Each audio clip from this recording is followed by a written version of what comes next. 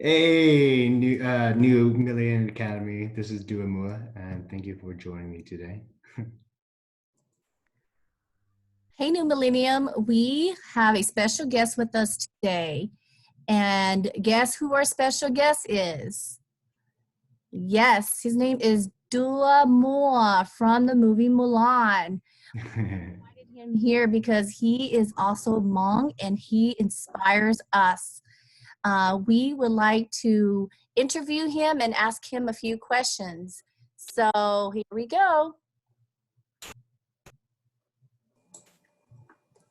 Hi, Dua. So the first question is, can you tell us who you are, where you're born, where did you live, and where are you now? Yeah, I was born in Thailand, and then after 6 months I was born, my family and me immigrated to Minnesota, and I grew up in Minnesota in '87, where we moved to Minnesota. I grew up in St. Paul. I lived at the projects, McDonough Homes by 35 East, and I don't know if this elementary school is still there. Like literally Mississippi school down there, and the old big Kmart that it's eventually got torn down. And from there, I went to Trinity Catholic School the on right on like Arcade Street up the hill, and that was like my elementary school. And then eventually I went to middle school in Eden Prairie called the International School of Minnesota, which is a college preparatory school, and I got full scholarship to go there to be a little bit more diverse in my learning with all these international school students. And usually it takes like 6 hours every single day, 3 hour there and 3 hour back home every single day for 5 times a day. So that was pretty much my life.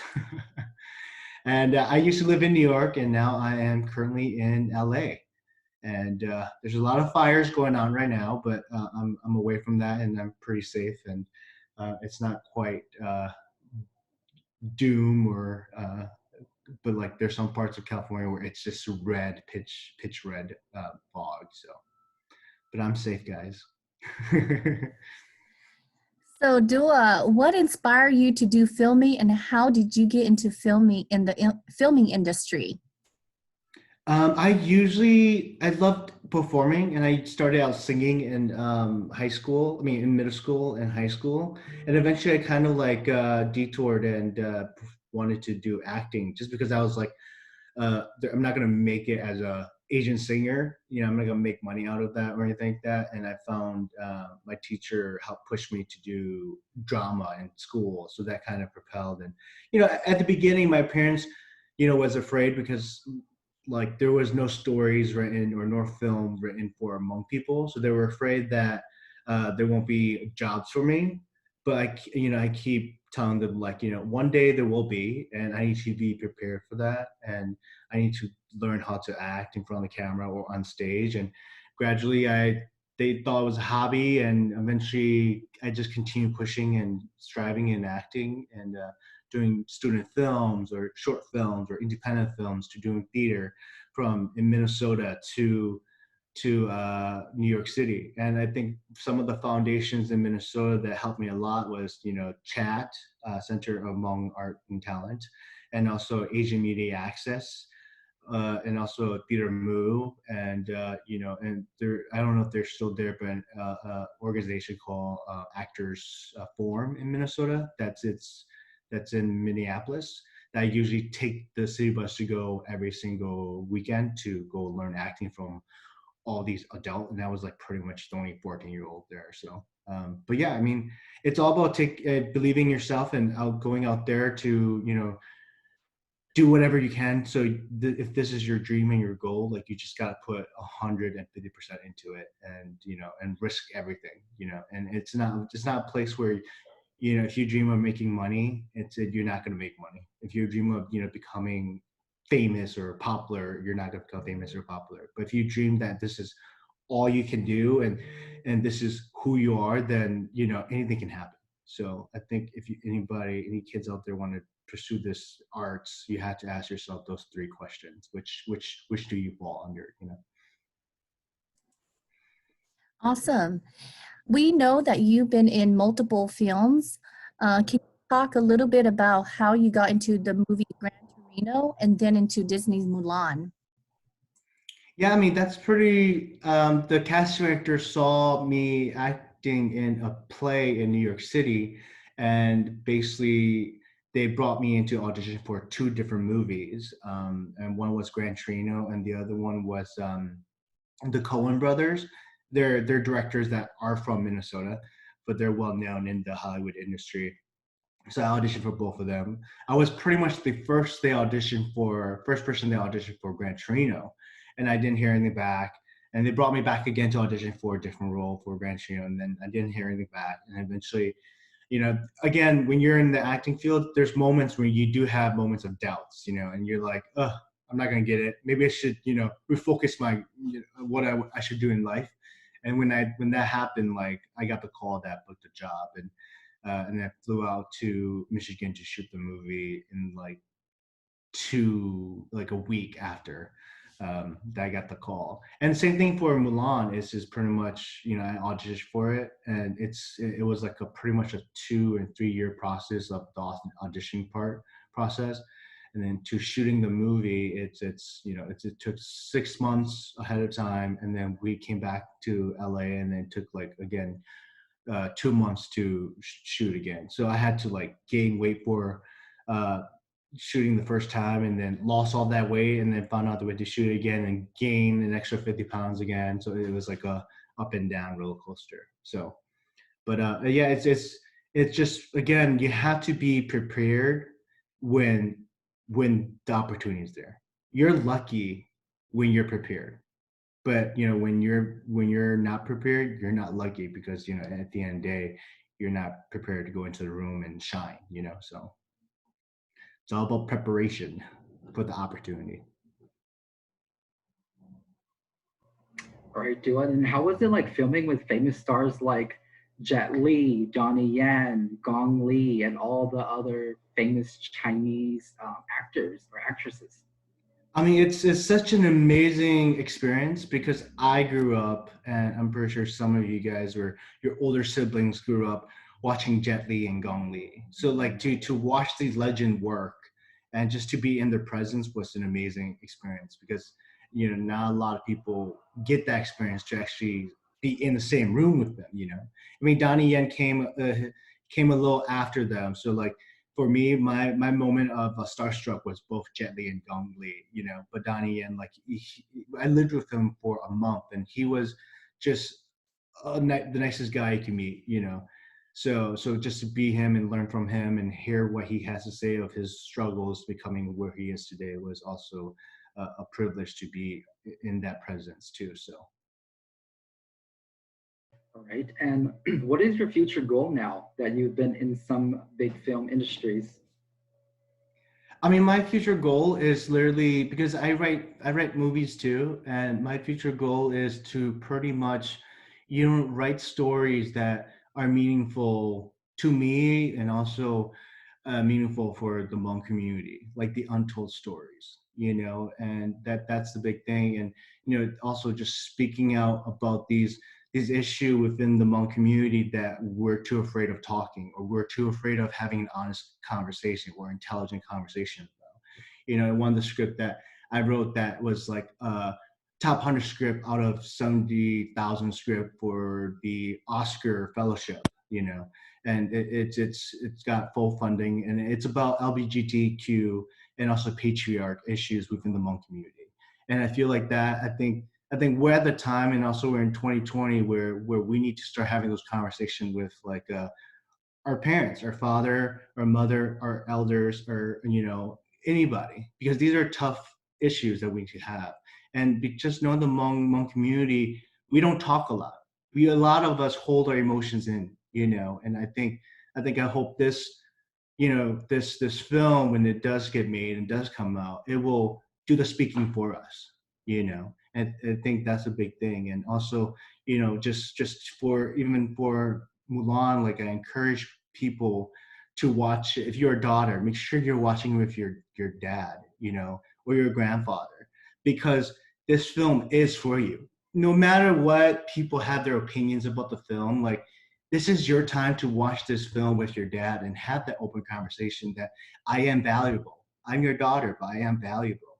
And I think that's the biggest message that, we need to start having is literally we need to uplift our sisters or mothers or daughters, because they do mean a lot, and they are the foundation of who we are as men or daughters or sisters or just human beings in general. And I think that's the bigger message of Mulan, and the bigger message of what I want to bring to the Hmong community. And it literally falls into the whole loyal, true, brave, and the loyal, brave, true, and devotion to family. You have to be loyal, and you have to honor your heritage and where you come from.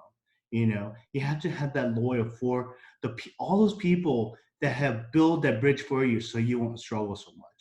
But you have to be brave enough to step out of that comfort zone, to go find yourself, and to find the truth of you.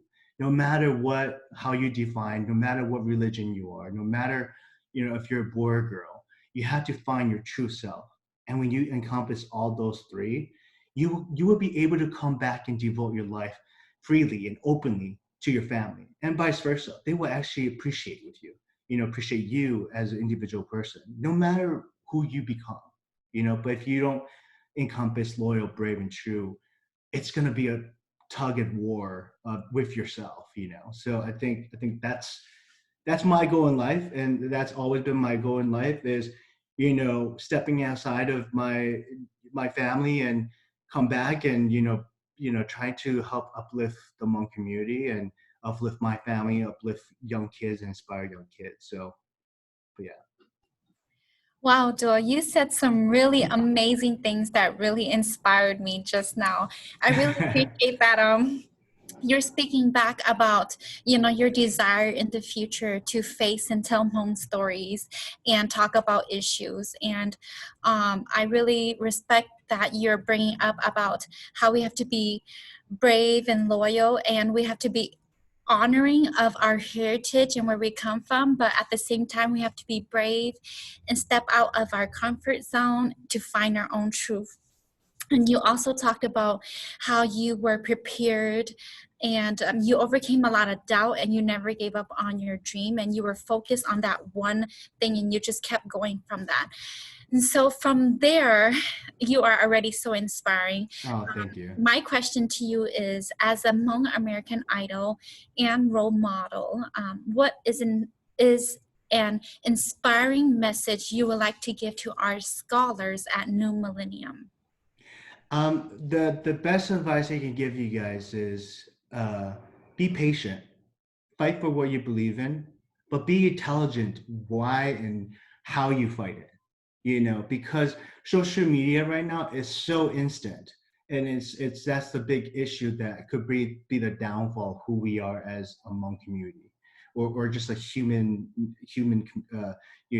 race. Because literally, if we are instantly jumping onto people's conclusion just because we see someone's post, like we have to be smarter than that, and literally understand where both sides of the stories are coming from.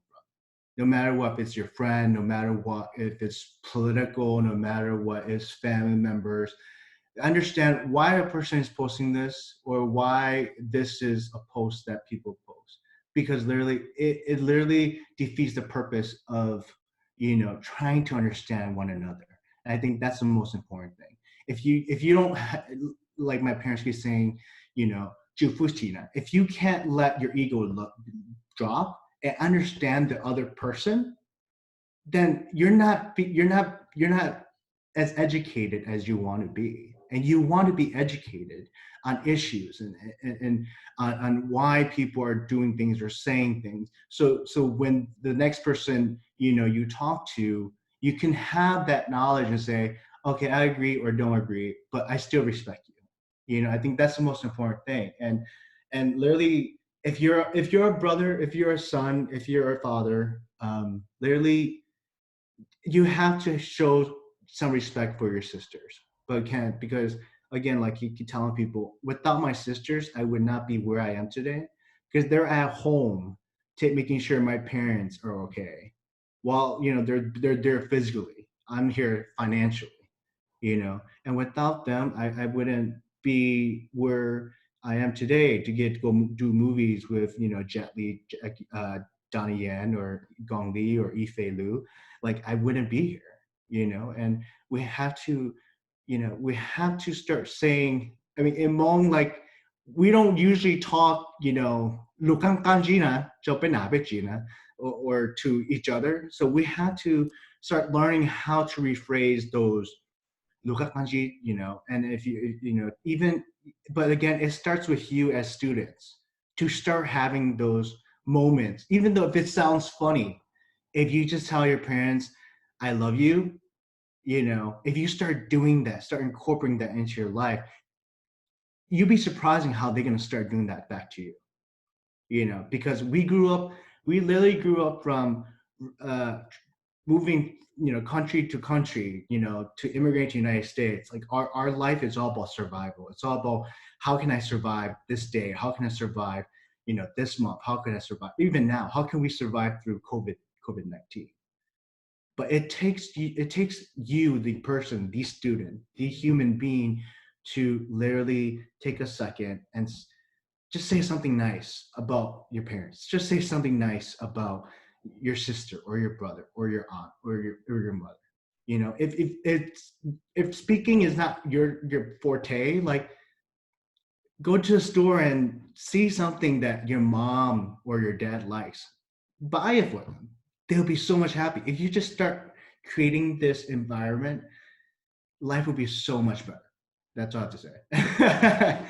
I hope that's not a lot, but it's just, it literally it took me a while to get to that position. I was, once the stubborn kid that didn't understand it, and it literally took me, age 23 to be like, oh, every single thing my parents have been telling me makes sense now.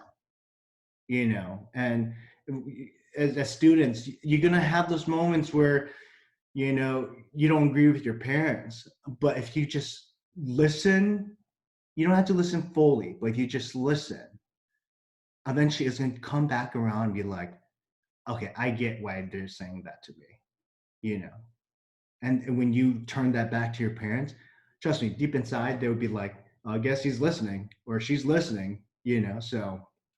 But yeah,